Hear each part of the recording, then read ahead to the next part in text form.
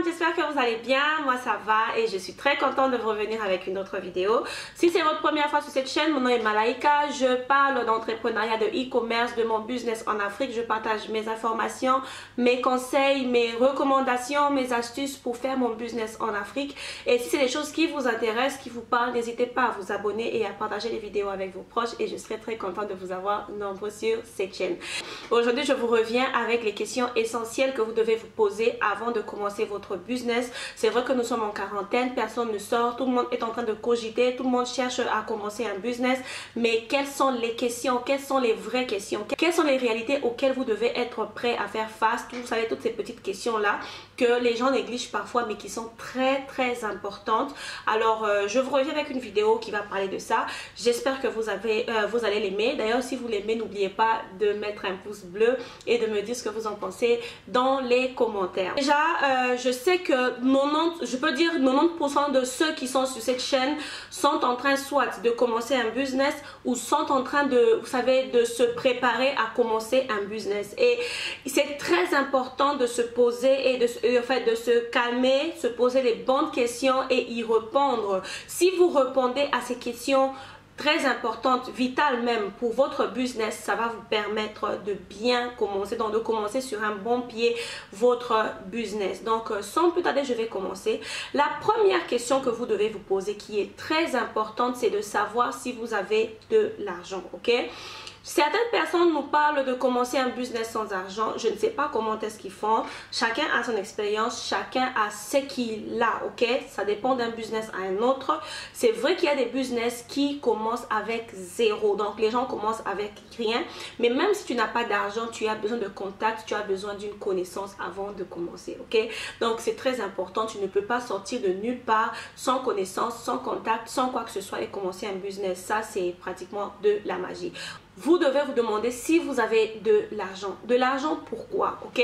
Parce que lorsque vous commencez le business, vous n'allez pas commencer un business aujourd'hui et vendre le lendemain. Vous devez être sûr que vous êtes en mesure de prendre soin de vous ou de vos petits besoins pour au moins entre 3 à 6 mois. Vous savez, soyez safe. Ne vous mettez pas au business sans avoir un peu d'argent épargné. Pourquoi? Parce que lorsque vous commencez un business, je crois que je vous ai dit que le secret pour vendre surtout en ligne, c'est les réseaux sociaux. Et pour les réseaux sociaux, c'est la promotion. Vous devez faire connaître votre produit et vous devez payer pour faire connaître votre produit. En entendant que les ventes commencent à se... En attendant que vous commencez à réaliser vos ventes, vous avez besoin de vivre, vous avez besoin de payer votre loyer, de payer peut-être si vous avez des travailleurs. Vous savez, toutes ces petites dépenses-là ont besoin d'argent. Et aussi, n'oubliez pas que lorsque vous commencez un business, vous avez besoin de multiplier l'argent que vous générez. Imaginez-vous, vous commencez un business, vous commencez à vendre et vous reprenez encore dans cet argent pour prendre soin de vous. Votre business n'ira pas très loin. Vous devez permettre à l'argent qui est généré par le business de se multiplier, de grandir avant de commencer à se payer. Parce que être entrepreneur, c'est accepter de se sacrifier, de faire beaucoup de sacrifices pour un début, mais après ça va payer. Donc demandez-vous si vous avez assez d'argent pour prendre soin de vous, pour payer ces factures-là pendant que vous allez commencer le business. Sans ignorer que la plupart d'entre vous ici, nous sommes jeunes et il y a beaucoup d'étudiants, ok? Qui dit étudiant, il n'y a pas de travail. Donc, c'est vrai que c'est une question à laquelle vous devez bien penser. Donc, si vous commencez votre business, rassurez-vous que vous avez une autre source de revenus qui va vous permettre, ne fût-ce que, vous savez, de payer pour les petites dépenses le temps que votre business commence à générer de l'argent pour vous, ok?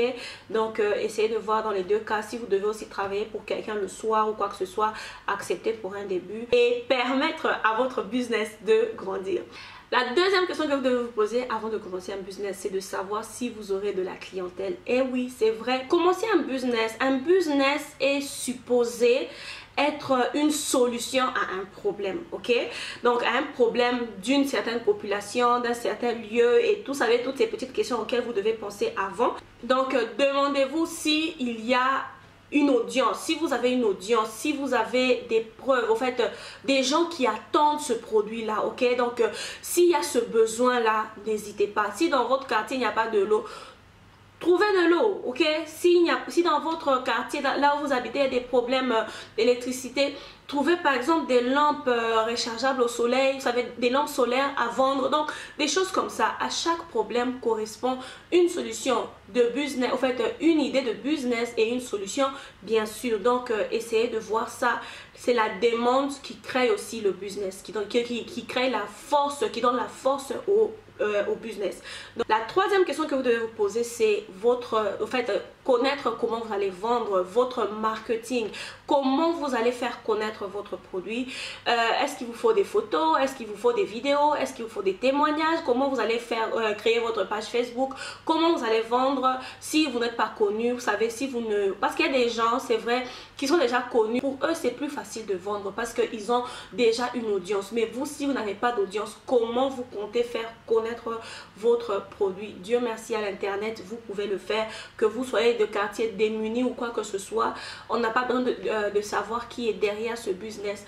Tout dépend de votre stratégie marketing, comment vous allez faire votre marketing et vous allez vendre. Et la quatrième question aussi à laquelle vous devez penser, au fait, que vous devez vous poser par exemple, c'est votre, comment je peux dire, votre network, comment vous allez travailler. Est-ce que ce business nécessite seulement une seule main d'œuvre ou vous avez des gens qui vont travailler avec vous? Comment vous allez payer ces gens-là? Est-ce que vous avez des amis, vous avez des membres des familles qui peuvent vous aider pour un début? Parce que je vous assure, le début est difficile. Soyons réalistes, commencer un business, ce n'est pas facile. Ce n'est vraiment pas de l'ABC.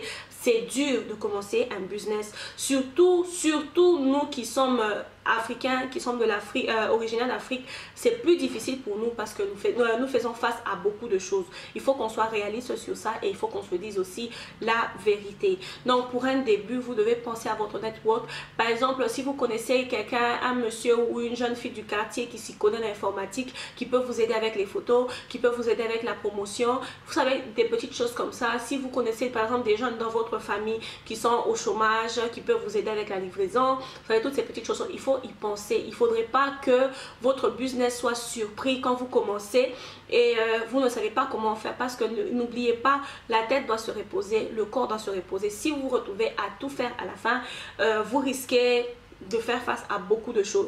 Mais si vous êtes une personne qui a plusieurs talents, vous avez de la facilité à apprendre, à communiquer, vous savez, toutes ces petites choses là, par exemple, vous connaissez en informatique, en montage et tout, c'est bon, ok? Mais si vous ne vous y connaissez pas, n'hésitez pas, n'oubliez pas, et donc n'hésitez même pas à avoir honte, allez demander de l'aide, quelqu'un va vous aider. Si vous frappez à 100 portes, ne fût-ce que 2 portes vont s'ouvrir pour vous, pour qu'on puisse vous aider. Si personne ne vous aide, allez sur Google, recherchez, tapez tous les mots possibles, il y aura quelqu'un même sur YouTube qui a déjà répondu à votre question, à votre préoccupation, qui va vous apprendre comment faire cette chose-là et ça va vous aider à démarrer votre business ou à agrandir aussi votre business. Et la 5e question que vous devez vous poser, c'est de savoir si vous êtes patient. L'entrepreneuriat est l'un des chemins les plus difficiles, surtout le début. Le début de l'entrepreneuriat est difficile. Pourquoi? Parce que beaucoup de gens ne vous comprennent pas, beaucoup de gens ne vous encouragent pas, beaucoup de gens vous disent non, parce que je peux dire carrément, il y a le mot non, c'est le meilleur ami de l'entrepreneur. Quand on vous dit non, sachez que c'est là que l'entrepreneuriat a commencé. Lorsque tout le monde vous applaudit, lorsque tout le monde vous encourage, vous n'êtes pas encore entrepreneur. Vous comprenez les réalités, la vérité de l'entrepreneuriat, c'est quand on commence à vous dire non, lorsqu'on ne vous supporte pas, lorsque on ne vous encourage pas. Vous savez, lorsque vous avez besoin d'un prêt bancaire et c'est pas possible, lorsque vous avez besoin de quelqu'un de votre famille par exemple pour vous soutenir, ils vous disent que vous êtes fou, ou soit, vous savez, des choses comme ça, c'est là que l'entrepreneuriat a commencé. Donc vous devez accepter d'être patient et vous devez vous poser cette question: est-ce que vous êtes patient? Parce que c'est la patience qui va vous poussez au fait.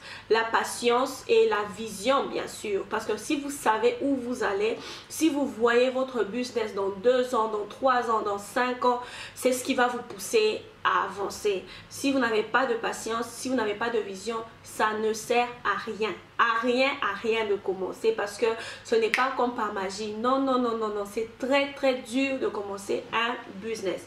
Donc, ce sont les 5 questions que je vous propose de vous poser calmement. Nous sommes en quarantaine, tout le monde est à la maison, donc c'est vraiment un moment de réfléchir sur ce que vous pouvez faire avec avec votre business, comme vous pouvez faire votre business et tout.